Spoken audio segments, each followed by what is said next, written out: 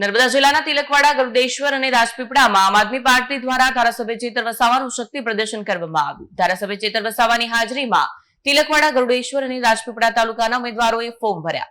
નર્મદા જિલ્લાના તિલકવાડા, ગરુડેશ્વર અને રાજપીપળા ખાતે આમ આદમી પાર્ટી દ્વારા શક્તિ પ્રદર્શન રેલી યોજાઈ હતી, જેમાં ધારાસભ્ય ચેતર વસાવાની હાજરીમાં ઉમેદવારોના ફોર્મ ભરાયા હતા। રેલીમાં મોટી સંખ્યામાં લોકો જોડાયા અને આદિવાસી વિસ્તારમાં પાર્ટી મજબૂત બનતી હોવાના સંકેત મળ્યા। ચેતર વસાવાએ જણાવ્યું હતું કે લોકોનો ભારે ઉત્સાહ અને સમર્થન મળતા પાર્ટી જિલ્લા પંચાયત, તાલુકા પંચાયત અને નગરપાલિકામાં બહુમતી મેળવશે। તેમણે ભાજપ પર નિશાન સાધતા કહ્યું કે પક્ષમાં આંતરિક ગડબડ છે અને આપનો ડર દેખાઈ રહ્યો છે। સાથે જ કાર્યકર્તાઓ એકતા સાથે ચૂંટણીમાં જીત માટે આગળ વધી રહ્યા હોવાનું તેમણે વિશ્વાસ વ્યક્ત કર્યો હતો।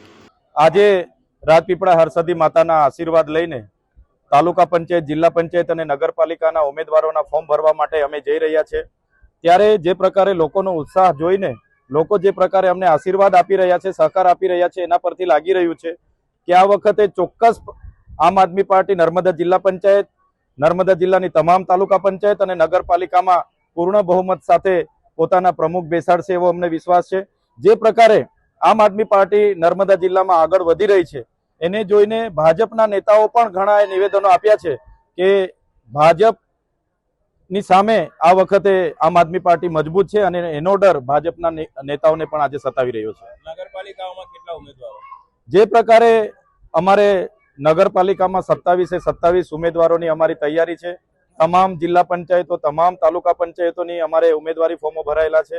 ત્યારે ચોક્કસ પ્રમાણે અમે માનીએ છીએ જે પ્રકારે અમારા ઉમેદવારોમાં ઉત્સાહ છે અને લોકોનો સહકાર મળે છે ત્યારે એ વિજય તરફ અમે વધીશું અને પૂર્ણ બહુમતી સાથે તમામ બેઠકો અમે જીતીશું। કોંગ્રેસના ઉમેદવારો પણ નથી મળતા। આજે જોયું હશે તમે, શરૂઆતમાં કોંગ્રેસ અને ભાજપ સાથે મળીને અહીંયા રાજ કરતા હતા। કેટલાક ભાજપના પીઢ નેતાઓના પરિવારમાંથી, કેટલાક કોંગ્રેસના પીઢ નેતાઓના પરિવારમાંથી ભાજપમાં ફોર્મ ભરાયેલા છે અને ભાજપ હવે એમની વિચારધારા પર ચાલનારી પાર્ટી નથી।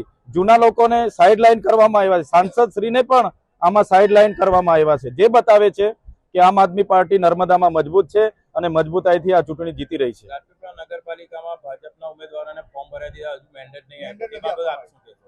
જે પ્રકારે આમ આદમી પાર્ટી જે સારી દિશામાં આગળ વધી રહી છે એનો ડર નર્મદા જિલ્લામાં ચોક્કસ ભાજપને સતાવી રહ્યો છે।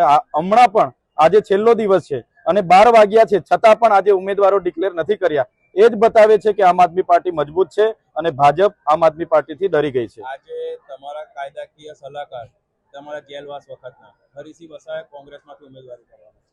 આમ આદમી પાર્ટીમાં ઘણા મારા સાથીઓ જિલ્લા પંચાયત અને તાલુકા પંચાયત લડવા માટે ઉત્સુક હતા। અમારી મર્યાદા હતી, અમારી પાસે એક મેન્ડેટ હતો, તો બેમાંથી અમને એક જણને ટિકિટ આપી છે, તો થોડી નારાજગી અમારા આગેવાનોમાં પણ છે, પણ વિચારધારા અમારી એક છે। બધા સાથે રહીને આગળ વધ્યા છે। આવનારા દિવસોમાં એમને પણ મનાવી લઈશું અને સાથે રહીને અમે આગળ વધીશું। લાસકાંડ વાળા સંજય વસાવાને મંડાળાથી ટિકિટ આપી છે જિલ્લા પંચાયતની, આપના કોઈ ઉમેદવાર એની સામે ઉભી રહેશે? ચોક્કસ મંડાળા જિલ્લા પંચાયતમાં જે પ્રકારે ગ્લાસના નામે 307 લગાડીને મને 80 દિવસની જેલવાસ ભોગવવાનો વારો આવ્યો છે, જનતામાં આક્રોશ છે।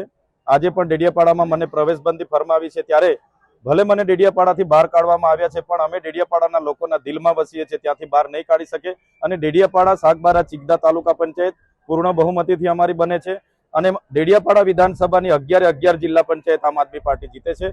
સાથે જ નર્મદા જિલ્લાના તમામ બેઠકો પર આમ આદમી પાર્ટી જીતે છે। જિલ્લા પ્રમુખ પણ આમ આદમી પાર્ટીના હશે અને તમામ તાલુકા પંચાયતો, નગરપાલિકાના પ્રમુખ પણ આમ આદમી પાર્ટીના હશે। વિડીયો જર્નાલિસ્ટ દીપક જગતાપ સાથે સત્યા ટીવી ન્યૂઝ, રાજપીપળા।